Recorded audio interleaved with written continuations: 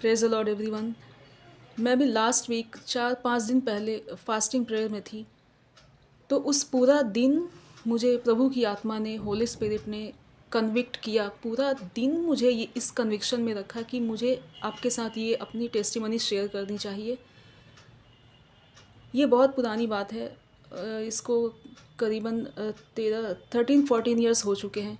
मैं तो कुछ और सोच रही थी कि कोई और वचन आज मैं शेयर करूँगी अगली बार, लेकिन उस दिन और उस दिन से लेके आई थिंक 5-6 डेज़ हो गए मुझे इसी टेस्टिमनी के लिए अगेन एंड अगेन प्रभु की आत्मा मुझे कन्विक्ट कर रही है कि ये शेयर करना है। और वैसे भी मैं इससे पहले आई थिंक 2 या 3 लोगों को मैंने ये बताई होगी, और मैं हमेशा से चाहती थी कि मैं अपनी इस पावरफुल टेस्टिमनी को, जो प्रभु ने इतने बड़े काम मेरी लाइफ में किए हैं, ये जो इतनी बड़ी एक टेस्टिमनी है, मैं ज़्यादा से ज़्यादा लोगों के साथ शेयर करूं, क्योंकि प्रभु के जो काम है वो बताने चाहिए। क्योंकि वो परमेश्वर हमसे चाहते हैं कि जो मैंने तुम्हारे लिए काम किए हैं, तुम उन सब के बदले मुझे क्या दे सकते हो। तुम मेरी महिमा करो, हम प्रभु की महिमा करें, उसके कामों का बखान करें। तो चलिए मैं शुरू करती हूँ कि ये तब की बात है जब मेरा बेटा 5 ईयर अराउंड 5 साल का था वो। तो उन दिनों डेंगू कुछ ज़्यादा ही स्प्रेड हुआ था। तो उसको भी पहले स्टार्टिंग में फ़ीवर आए और वो कुछ सिम्टम थे, तो हम पास में ही डॉक्टर के पास ले गए। तो डॉक्टर ने मेडिसिन दी और ट्रीटमेंट चलती रही।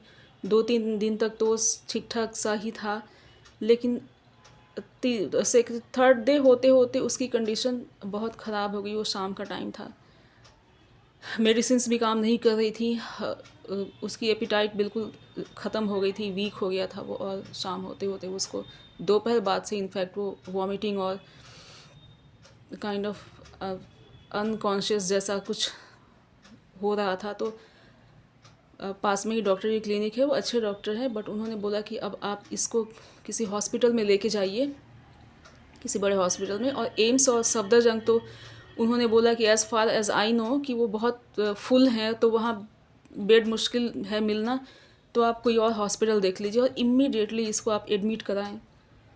तो हमने सोचा कि ठीक है, तो एम्स और सफदरजंग फुल हैं। तो फिर हमने सोचा कि मेरी सिस्टर इन लॉ थी, मेरी जेठानी, वो सेंट स्टीफन हॉस्पिटल में सीनियर ओपीडी इंचार्ज थी। तो हमने सोचा कि क्यों ना हम वहीं चलें, क्योंकि यहाँ तो पास में तो है नहीं, तो और वहाँ भाभी हैं हमारी, तो वहाँ इसकी अच्छी टेक केयर हो जाएगी।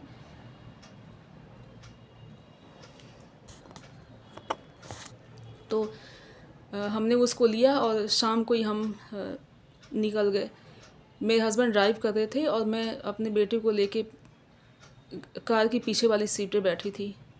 तो सेंट स्टीफन यहाँ से है, डिस्टेंस तो है। शाम का टाइम था, आई थिंक 6-7 अराउंड, ट्रैफिक भी था। तो मैं उसको पीछे सीट पे लेके बैठी थी अपनी गोद में, और यहाँ से हॉस्पिटल तक भी 2 या 3 बार उसको गाड़ी रोक के वो वोमिट किए जा रहा था। हम क्लीन करते, फिर आगे बढ़ते, ऐसे कम से कम 2-3 बार हुआ। और कार में ही वो बिल्कुल ऑलमोस्ट अनकॉन्शियस सा हो गया था, वो वीक मेरे हाथों में था। और मैं, क्या ही मेरी कंडीशन थी वो उस समय, वो मुझे पता है। वो ढीला सा पड़ गया था मेरे हाथ में। तो हम हॉस्पिटल, एनी हाउ हम हॉस्पिटल पहुँचे। वहाँ इमीडिएटली उसको डॉक्टर्स लेके ट्रीटमेंट रूम में गए पहले। तो हमें तब तक वो रूम का डोर खुला था, वो अंदर बाहर।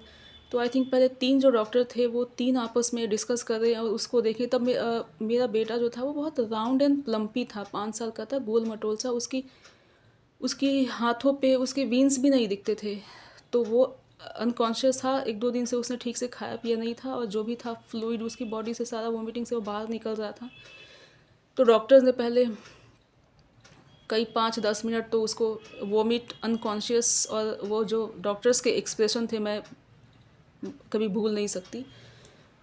कैसे वो नर्वस हो रहे थे तीनों, और बड़ी देर तक वो ट्राई करते रहे कि उसको फ्लूइड कैसे दे, ड्रिप कैसे लगाए, क्योंकि वो उनको उसकी वेन नस ही नहीं मिल रही थी, क्योंकि वो पूरा राउंड एंड प्लम्प उसके वो हैंड थे, उसकी स्किन।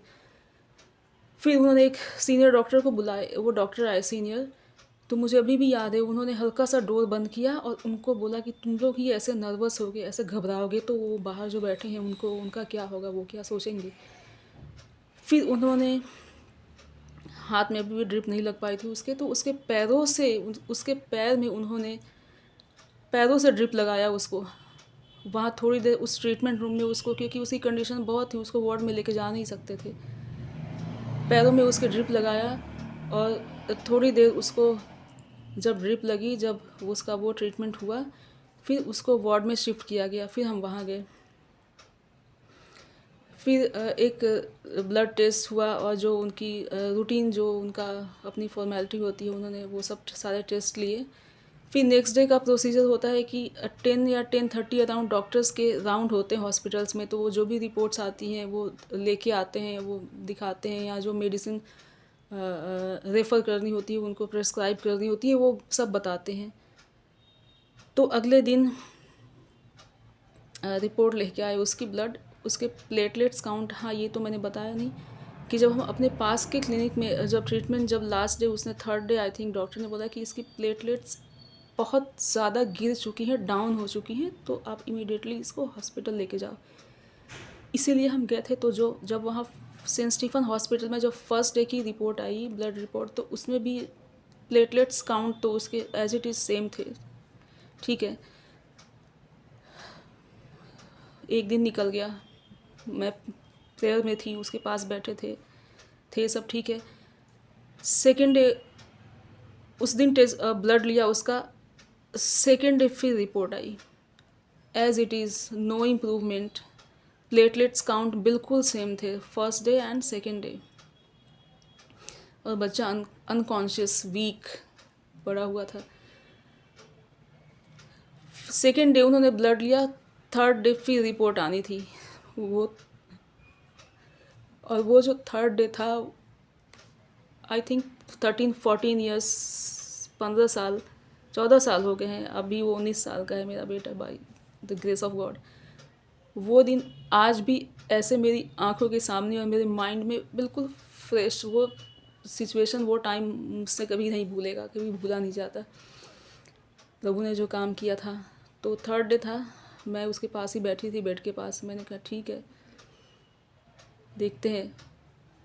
तो उन दिनों मुझको 5-6 साल हो गए थे प्रभु में आए हुए, मेरा यही काम रहता था, बाइबल पढ़ना, प्रेयर करना, और मैं प्रभु की नज़दीकी में इतनी रहती थी, मैं उनको फील करती थी, मैं, मेरा पूरा टाइम प्रभु से बातें करना, प्रेयर करना, बाइबल पढ़ना, और एक तरह से मेरी पूरी लाइफ उनकी थी। तो कहते हैं ना कि आप प्रभु के जितने नज़दीक जाएंगे, प्रभु आपके उतने करीब आते हैं, और उनकी लाइफ में टेस्ट भी आता है। तो ये मेरा टेस्ट था और मेरी टेस्टिमनी बनी है, और फिर चाहते हैं प्रभु कि हम इसको औरों को बताएं कि देखो कि उसने हमारी लाइफ में क्या किया है।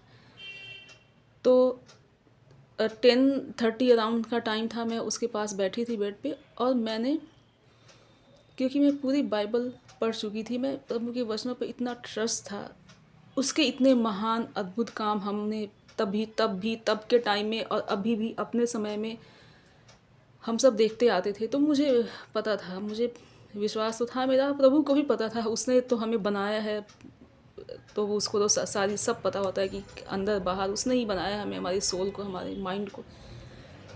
एक हबक्कूक का चैप्टर है, उसके 3 चैप्टर से, एक छोटी सी बुक है, माइनर प्रॉफिट है, हबक्कूक चैप्टर 3 वर्स 17 एंड 18। उसमें लिखा है, मैंने मन ही मन उसके पास बैठ के और प्रे किया। ये ऐसे है, क्योंकि चाहे अंजीर के वृक्षों में फूल ना लगें और न दाख लताओं में फल लगें, जैतून के वृक्षों में भी उपज ना हो, खेतों में अन्न ना उपजे, भेड़शालाओं में भेड़ बकरियां ना रहें और बाड़ों में गाय बैल ना हों, तो भी मैं अपने परमेश्वर के कारण आनंदित और मगन रहूँगा, अपने उद्धारकर्ता परमेश्वर के कारण अति प्रसन्न रहूँगा। मैंने मन ही मन यही वर्स बोला, मैंने प्रेयर किया कि प्रभु आज की रिपोर्ट भी चाहे जो भी हो, प्यार तो मैं हमेशा आपको करूँगी, मेरा जीवन आपका है, कुछ भी हो जाए मैं तो आप में ही बनी रहूँगी। ठीक है। थोड़ी देर के बाद डॉक्टर्स की जो अपनी टीम आती है, डॉक्टर्स आए, उनके साथ रिपोर्ट्स और भी सीधे वो हमारे पास आए। उन्होंने उसकी फ़ाइल निकाली, ब्लड का रिपोर्ट दिखाया। रिपोर्ट कह रहे कि इसके platelets all of a sudden, मुझे तब काउंट नहीं रखी होंगी सारी उसकी, उसमें लिखा होगा, बट कह रहे कि जितना रिक्वायर्ड था डिस्चार्ज करने के लिए उससे कहीं ज़्यादा। 3 दिन तक जो report as it is same थी, वो third day all of a sudden बिल्कुल राइज अप हो गई। डॉक्टर्स ने कहा कि अब आपको यहाँ रहने की भी, there is no need to stay here. उन्होंने डिस्चार्ज किया, बोला कि आप लेके जाओ घर पे, अपना नॉर्मल इसकी टेक केयर करो, he is all well and good and fine, everything is just perfect. जो बच्चा 2-3 दिन से अनकॉन्शियस था, जिसके प्लेटलेट्स बिल्कुल डाउन थे, कंडीशन ऐसी थी, वो अब बिल्कुल फिट एंड फाइन था by the grace of God. ये तो मुझे पता था, प्रभु ने तो पहले ही उसको हील कर दिया था कम्प्लीटली। वो तो सिर्फ मेरे फेथ का और लव का टेस्ट था कि हम क्या सिर्फ जब हम लेकिन हम सिर्फ हीलिंग और कुछ पाने के लिए प्रभु में नहीं रहते। जब हम उनको जान लेते हैं तो एनी हाउ चाहे जो भी हो जाए, हम प्रभु को नहीं छोड़ सकते। और वो यही देखना चाहते हैं। वो कई बार अपने लोगों को टेस्ट करते हैं। आप में से कई जिन्होंने हीलिंग प्रेयर्स और रिट्रीट अटेंड की होंगी, आपको पता है कि कैसे कैसे मिरेकल्स होते हैं।